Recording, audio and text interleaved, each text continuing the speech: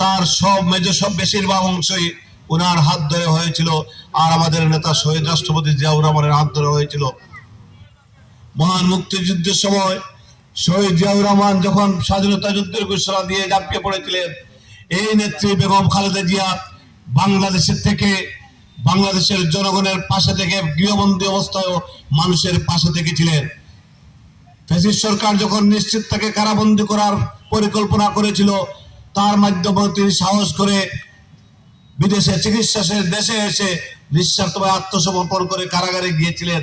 তিনি হচ্ছেন আমাদের নেত্রী, বাংলাদেশের নেত্রী, বিশ্ব নেত্রী বেগম খালেদা জিয়া, যাকে শুধু একজন মানুষের মধ্যে তুলনা করা চলে।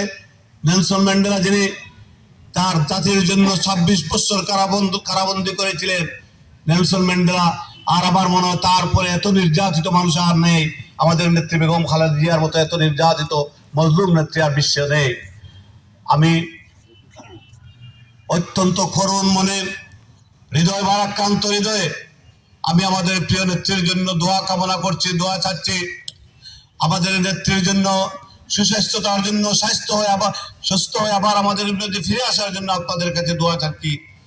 আমরা মা বোনেরা, আমরা যে যেখানে থাকি, আপনারা ঘরে ঘরে দোয়া করুন। ইনশাআল্লাহ মহান রব্বুল আলামিন, যিনি সর্বশক্তিমান, যিনি সর্বক্ষমতার মালিক, আল্লাহ রব্বুল আলামিন আমাদের দোয়াকে ফেলতে পারবেন না। আমাদের দোয়া আল্লাহ রব্বুল আলামিন কবুল করবেন, বলেন আমিন। আল্লাহ রব্বুল আলামিন, ইয়া মাবুদ, এই মানুষটির মজলুম নেত্রী বেগম খালেদা জিয়াকে আবার আমাদের মাঝে ফিরিয়ে দিন, আমাদের মাঝে সুস্থ করে ফিরিয়ে দিন। এদেশের মানুষের খেদমত করার তৌফিক দিন, এদেশের মানুষের পাশে থাকার তৌফিক দিন, এদেশের মানুষকে আবারও ভালোবেসে উনি যাতে হাসি মুখে মৃত্যুবরণ করতে পারেন সেই সুযোগটুকু করে দিন, ইয়া রাব্বুল আলামিন। আমিন আমিন। প্রিয় ভাইয়েরা, প্রিয় বন্ধুরা, সেই নেত্রী আমাকে বিগত 30 নভেম্বর এবং ওনার